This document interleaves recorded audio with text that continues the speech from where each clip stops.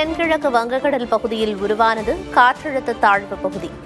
அடுத்த 24 மணி நேரத்தில் வலுப்பெறக்கூடும் என வானிலை ஆய்வு மையம் கணிப்பு.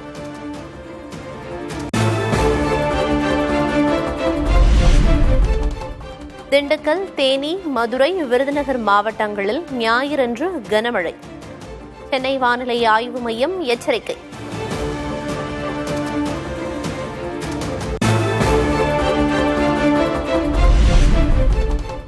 தமிழகத்தில் வரும் 25ஆம் தேதி வரை மழை நீடிக்கும். 26ஆம் தேதிக்கு பிறகு வறண்ட வானிலை நிலவும் என வானிலை ஆய்வு மையம் தகவல்.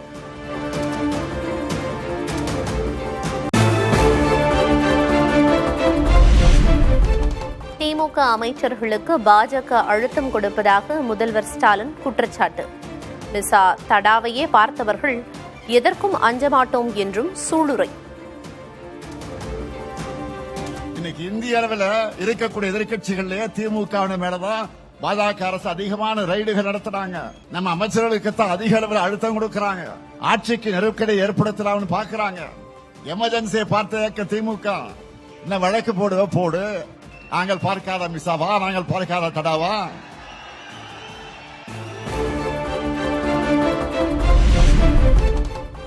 மதுரை வரும் பிரதமர் மோடியிடம் மெட்ரோ எப்போது என்று கேளுங்கள். மோடியிடம் கோரிக்கையை கூட பழனிசாமியால் வைக்க முடியவில்லை என ஸ்டாலின் விமர்சனம். மார்ச் 1ஆம் நாள் இதே மதுரைக்கு பிரதமர் வரப்போகிறார். அவர்கிட்ட மதுரை மக்கள் என்ன கேட்கணும்னா, ஏன் இந்த மதுரைக்கு மெட்ரோ ரயில் திட்டத்தை கொடுக்கலன்னு கேட்கணும். ஏன் தமிழ்நாட்டுக்கு எந்த சிறப்பு திட்டங்களையும் கொடுக்கலன்னு கேட்கணும். நியாயமா? எதிர்க்கட்சி தலைவர் பழனிசாமி அவர்கள் தமிழ்நாட்டோட உரிமைகளுக்காக குரல் கொடுத்திருக்கணும். ஆனா கோரிக்கையா கூட இதையெல்லாம் கேட்க துணிச்சல் இல்லாத துரோகியா அவர் மாறிட்டார்.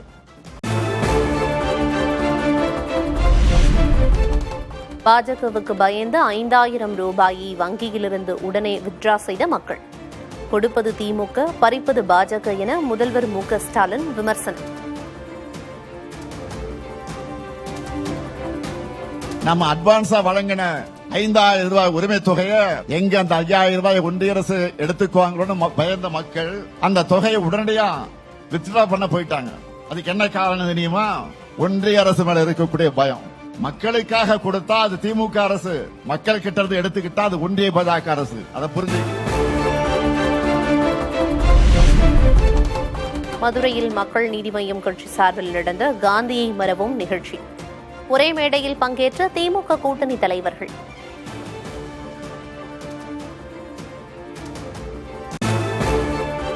அதை நாங்கள் நடக்க விடவே மாட்டோம்.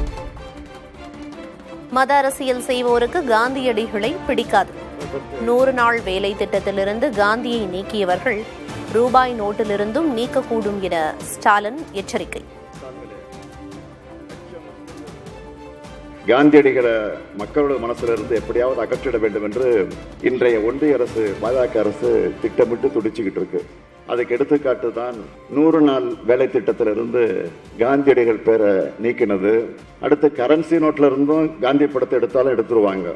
மதத்தை வச்சு அரசியல் பிழைப்பு நடத்துற அற்பர்களுக்கு காந்திய பிடிக்கிறது இல்லை.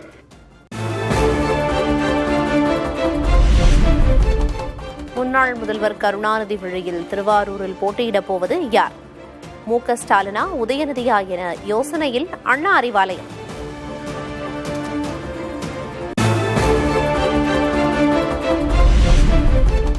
திமுக அமைச்சர் ஒருவர் 453 நாட்கள் சிறைக்கு சென்றிருந்தார். இன்னொரு அமைச்சர் 3 முறை அமலாக்கத்துறை சோதனைக்கு உள்ளாகி இருப்பதாகவும் எடப்பாடி பழனிசாமி விமர்சனம். டாஸ்மாக்ல ஒருத்தர் 453 நாள் பத்திரமா போய் இருந்துட்டு இருந்தார். நகர்ப்புற வளர்ச்சித்துறை மந்திரி 3 முறை இடி சோதனை அடைந்து அதில் கிடைக்கப்பட்ட ஆதாரத்தின் அடிப்படையில் இன்றைக்கு நீதிமன்றமே வழக்கு பதிவு செய்ய சொல்லியாச்சு. அதிமுகவை விட கூடுதல் வருமானம் வந்தாலும் திமுக அரசு கடன் வாங்குவதாக எடப்பாடி பழனிசாமி விமர்சனம். ஹவாலா பணமாக அவை வெளிநாடுகளுக்கு கொண்டு செல்லப்பட்டதாகவும் சாடல்.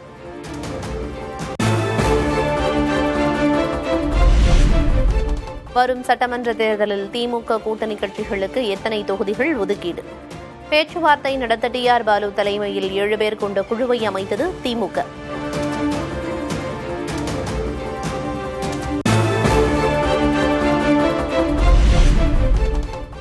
இந்தியன் யூனியன் முஸ்லிம் லீக் கட்சியுடன் ஞாயிற்றுக்கிழமை பேச்சுவார்த்தைக்கு அழைத்தது திமுக. 2 இடங்கள் ஒதுக்கப்படும் என தகவல்.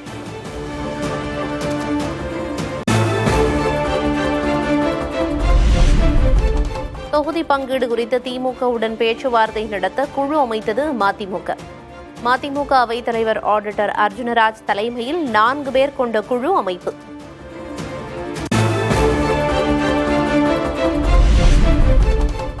திமுகவிடம் 13 தொகுதிகள் அடங்கிய உத்தேச பட்டியலை தேமுதிக வழங்கியதாக தகவல். விருதுநகர், விருத்தாச்சலம், ரிஷிவந்தயம் உள்ளிட்ட தொகுதிகளை கேட்க திட்டம்.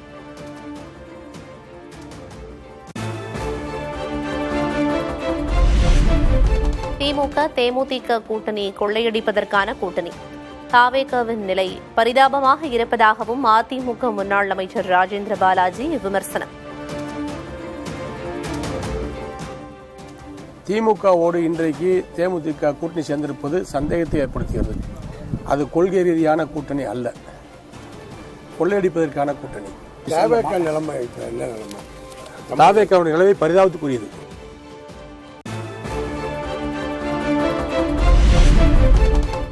ஓ பன்னீர்செல்வம் தலைமையிலான அணி திமுக கூட்டணிக்கு வர வாய்ப்புள்ளது. விடுதலை சிறுத்தைகள் கட்சித் தலைவர் திருமாவளவன் கருத்து.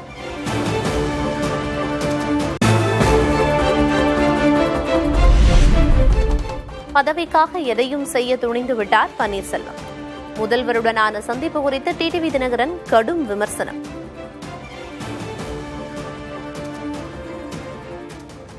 நண்பர் ஓபிஎஸ் அவர்கள் தனக்கு பதவி வேண்டும் என்பதற்காக எதையும் செய்ய துணிந்து விட்டார் என்பது உண்மையிலேயே வருத்தம் தருகிறது. 2017 பிப்ரவரி மாதம் 5ஆம் தேதி அவரை பதவியிலிருந்து இறக்கியது ஒரு நியாயமான நடவடிக்கை என்பதை இன்றைக்கு தமிழ்நாட்டு மக்கள் புரிந்து கொள்வார்கள். திருச்சி மாநாட்டில் 234 வேட்பாளர்களையும் அறிமுகப்படுத்தியது நாம் தமிழர் கட்சி. சிவகங்கை மாவட்டம் காரைக்குடியில் களம் காண்கிறார் சீமான்.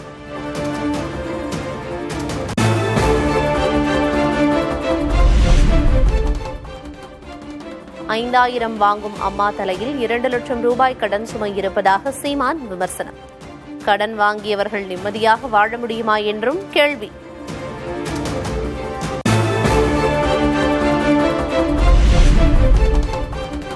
தாவேக தேர்தல் கண்காணிப்பாளர்களை நியமனம் செய்து கட்சித் தலைவர் விஜய் அறிவிப்பு. சட்டமன்ற தேர்தல் முதன்மை கண்காணிப்பாளர்களாக ஆனந்த், செங்கோட்டையன், ஆதவர்ஜுனா நியமனம்.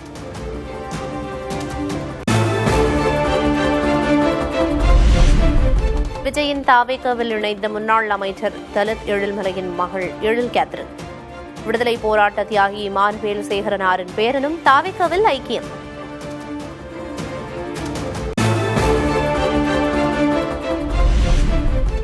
விஜயின் தாவேகாவில் இணைந்த முன்னாள் சபாநாயகர் தனபால் மகன் லோகேஷ் தமிழ்ச்செல்வன். அதிமுகவில் மூத்தவர்களுக்கு உரிய மரியாதை கிடைக்கவில்லை என குற்றச்சாட்டு.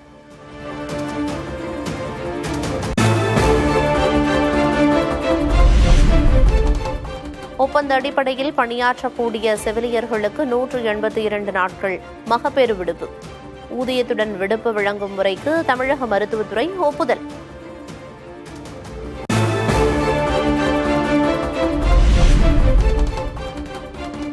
திருச்செந்தூர், திருத்தணி கோயில்களில் மாசி திருவிழா கொடியேற்றத்துடன் தொடக்கம்.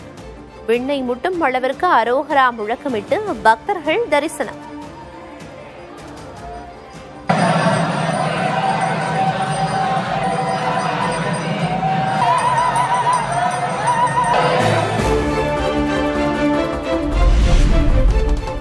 மேல்மலையனூர் அங்காளம்மன் கோயிலில் மாசி பெருவிழா தேரோட்டம். தேரை வடம் பிடித்து இழுத்து ஏராளமான பக்தர்கள் வழிபாடு.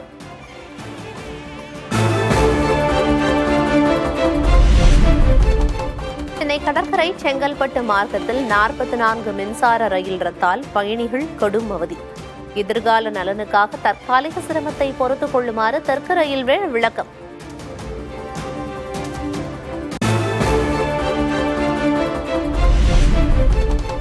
எழும்பூரிலிருந்து புறப்படும் சோழன், பொதிகை, பாண்டியன் உள்ளிட்ட 8 ரயில்கள் மாம்பலம் ரயில் நிலையத்தில் நிற்கும். நாளை முதல் ஏப்ரல் 6 வரை 2 நிமிடங்கள் நின்று செல்லும் என தெற்கு ரயில்வே அறிவிப்பு.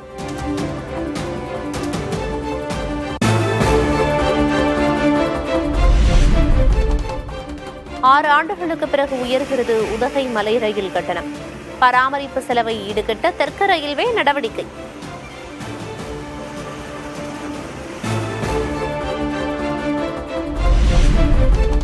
தங்கம் விலை ஒரே நாளில் சவரனுக்கு 2080 ரூபாய் உயர்வு. ஒரு சவரன் தங்கம் 1,17,440 ரூபாய்க்கு விற்பனை.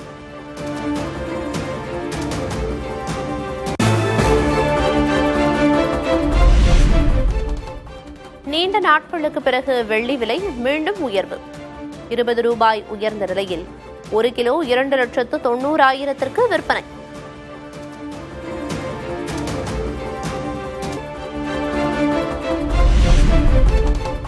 டெல்லியில் பிரதமர் மோடியுடன் பிரேசில் அதிபர் லுலா டா சில்வா சந்திப்பு. இருதரப்பு வர்த்தகத்தை $20 பில்லியன் உயர்த்த இலக்கு.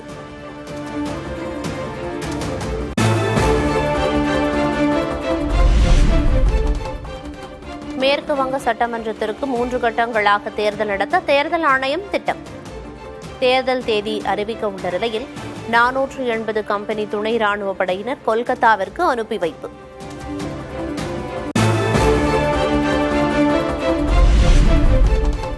மேற்கு வங்கத்தை ஆள்வதற்கு பாஜக துடிப்பதாக முதல்வர் மம்தா பானர்ஜி கடும் விமர்சனம். அதிகாரம் மூலம் கைப்பற்றும் பாஜகவின் எண்ணம் ஒருபோதும் நிறைவேறாது எனவும் சாடல்.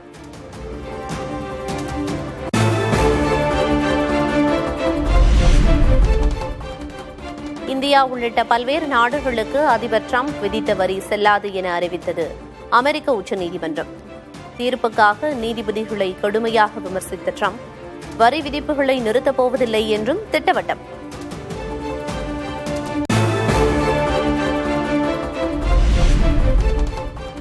அனைத்து நாடுகளுக்கும் அடுத்த 150 நாட்களுக்கு 10 விழுக்காடு வரி என டிரம்ப் அறிவிப்பு. இந்தியாவுக்கான வரி 10 விழுக்காடாக குறையும் என தகவல்.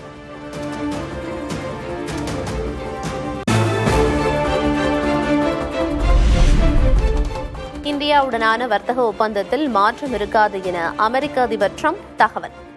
தங்கள் பொருட்களுக்கு இந்தியா வரி செலுத்தும் என்றும் இந்திய பொருட்களை வரியின்றி தாங்கள் இறக்குமதி செய்யப்போவதாகவும் விளக்கம்.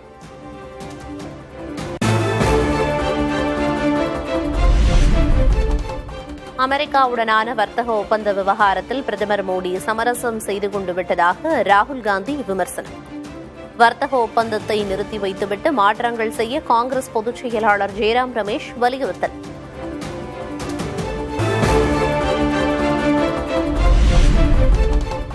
மார்ச் 31ஆம் தேதி சீனா செல்கிறார் அமெரிக்க அதிபர் டிரம்ப். இரு நாடுகளுக்கும் இடையில் வர்த்தக போர் உள்ளிட்ட பல மோதல்கள் நீடிக்கும் நிலையில் கவனம் ஈர்க்கும் பயணம்.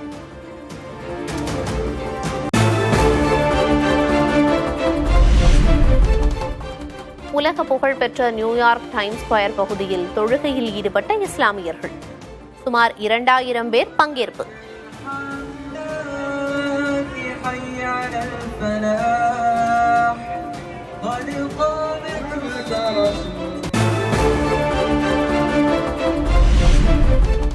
சீனாவில் மனிதர்களுக்கு பதில் ரோபோட்டுகளை பணியில் அமர்த்தும் போக்கு அதிகரிப்பு. தேவைக்கேற்ற இயந்திர மனிதர்களை உருவாக்குவதில் நிறுவனங்களுக்கிடையே கடும் போட்டி.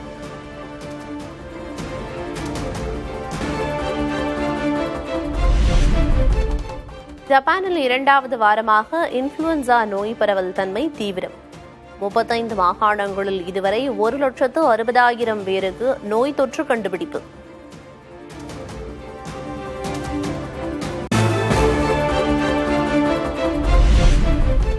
T20 உலகக்கோப்பை தொடரில் சூப்பர் 8 சுற்றின் முதல் ஆட்டத்தை தடுத்து நிறுத்திய மழை. போட்டி ரத்து செய்யப்பட்டதால் நியூசிலாந்து பாகிஸ்தான் அணிக்கு தலா 1 புள்ளி பகிர்ந்தளிப்பு.